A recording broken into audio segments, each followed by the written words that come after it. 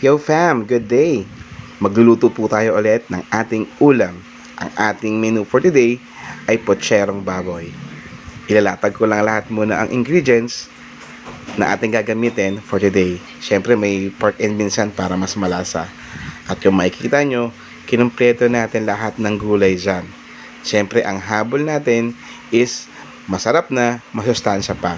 Makakatulong din para kay ating mommy na nagpapa-breastfeeding and also para sa mga bata at matutong kumain ng gulay.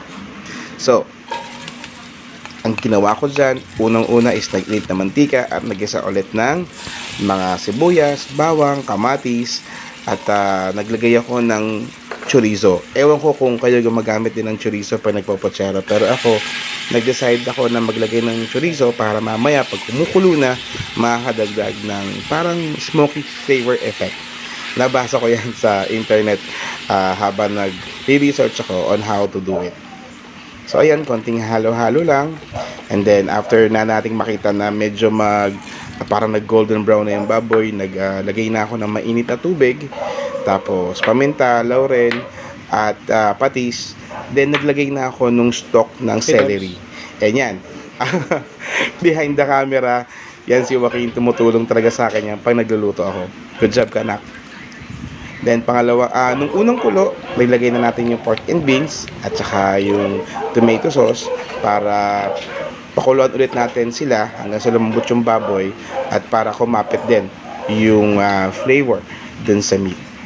So parang 20 minutes ko siya pinakuluan kasi nag-pressure cooker naman tayo. Then after that, nilagay na natin yung mga next na isasalang natin na kailangan din mapalambot. Gaya ng saba, saging carrots, tsaka yung patatas, and pati yung baggy beans. Ayan. So, eto na. After natin na patapusin yung pangalawang kulo, after 10 to 15 minutes, I think, nilagay na natin yung gulay.